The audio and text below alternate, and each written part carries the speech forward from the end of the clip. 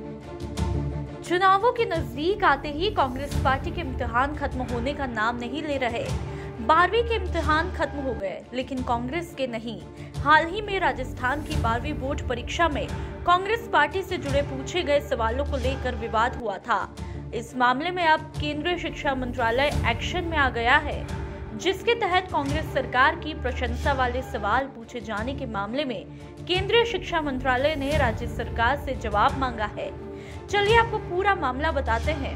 RBSE ने 24 मार्च से 26 अप्रैल तक 12वीं की परीक्षा आयोजित की थी, जिसमें 12वीं कक्षा के राजनीतिक विज्ञान के प्रश्न पत्र में कांग्रेस पार्टी की 6 उपलब्धियों के बारे में पूछा गया था।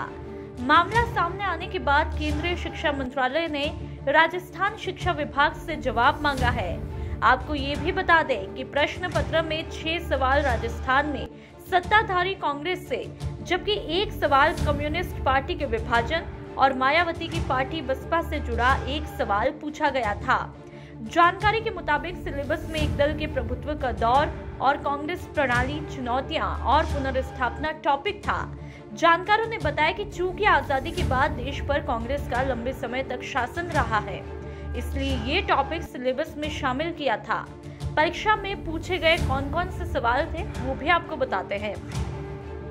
पहला, कांग्रेस की सामाजिक और विचारात्मक गठबंधन के रूप में संक्षिप्त विवेचना कीजिए। दूसरा सवाल, एक दल के प्रभुत्व का दौर और कांग्रेस प्रणाली, चुनौतियां और पुनर्स्थापना। तीसरा, 1984 के लोकसभा चुनाव में कांग्रेस ने कुल कितनी सीटें जीती थी। चौथा, भारत में प्रथम 3 आम चुनावों में किस दल का प्रभुत्व रहा और क्या हो रहा है। पांचवा, कांग्रेस ने 1967 का आम चुनाव किन परिस्थितियों में लड़ा और इसका जनादेश क्या मिला, विवेचना कीजिए। छठा, 1971 के आम चुनाव में कांग्रेस की पुनर्स्थापना का चुनाव रहा, इसकी व्याख्या कीजिए। सातवां, गरीबी हटाओ का नारा किसने दिया। आठवां, लोकसभा चुनाव 2004 के बाद अनेक महत्वपूर्ण मसलों पर अधिकतर दलों के बीच व्यापक सहमति बनी। इनमें से किसी 2 की संक्षिप्त विवेचना कीजिए। मामला सामने आने के बाद आरोप प्रत्यारोप का दौर शुरू हुआ। बीजेपी विधायक अशोक लाहोटी ने कहा था कि कांग्रेस बीजेपी पर शिक्षा के भगवाकरण का आरोप लगाती है, मगर ये दिखाता है कि कैसे पाठ्यक्रमों में कांग्रेस अपनी पार्टी का प्रचार करने में लगी है। परीक्षा के नाम पर बच्चों को जबरदस्ती कांग्रेस पार्टी के बारे में पढ़ाया जा रहा है, जिसके बाद शिक्षा मंत्री पीटी कल्ला ने पलटवार किया और कहा कि परीक्षा के लिए पेपर एक्सपर्ट बनाते हैं, इसमें सरकार का कोई लेना देना नहीं होता है।